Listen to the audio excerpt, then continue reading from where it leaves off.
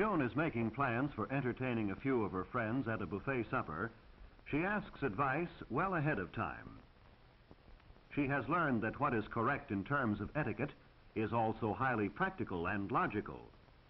So she asks what foods she should offer, how it should be served, and what preparations she should make for arranging a buffet supper table. On the evening of her party, just before her guests arrive, June has everything ready, but she needs help in actually setting the table. The buffet supper is a bit different from other meals in that it is served in the later evening when only a light meal is wanted. Chairs will not be needed at the table since the guests will eat informally, eating wherever they wish to seat themselves. A plain linen tablecloth is proper for this type of service, but it should be laid squarely and smoothly with the sides hanging evenly. For the care that is shown in entertaining guests is meant as a token of respect and friendliness. Precision and symmetry are as necessary in arranging a table as is the choice of the proper service and decorations. June wants candles on the table and has to be reminded that this type of candlestick would be good if she were using candles as the principal light for the supper. But since the candles are not to be the principal light, they should not be placed on the table at all.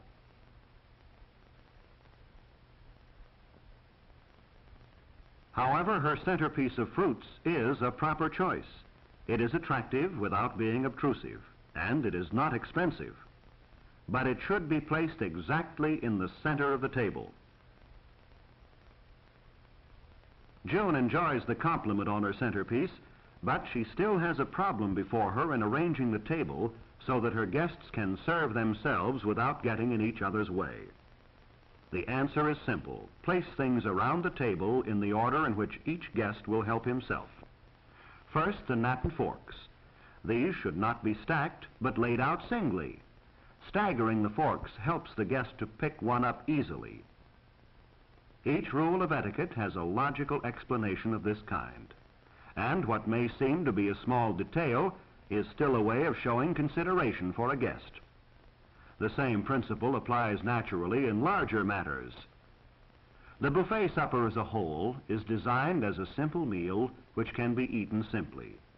Since the guests will carry their food to another room, the service is made as simple as possible.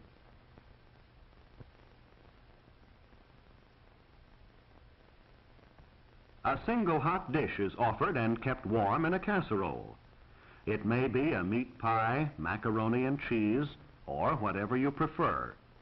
It should be substantial, but it need not be expensive. The object is to offer your guests something fairly hearty, but still a food that doesn't require a knife or cutting, for they will not be seated at a table. The same principle applies in offering a single cold dish, which is a balance for the hot dish.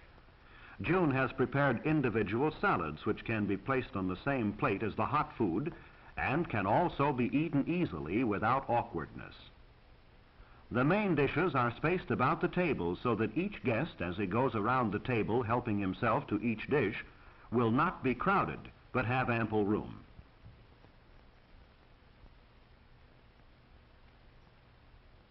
The other foods may be placed conveniently between the main dishes. The rolls that June is serving are kept warm in a napkin, and they have already been buttered in the kitchen. In this way, the guest may put the roll on his plate and not be bothered with a bread and butter plate. The entire meal, except for the dessert and drink, is put on the single plate, even the relish, or hors d'oeuvres, celery, olives, radishes, pickles, and so forth.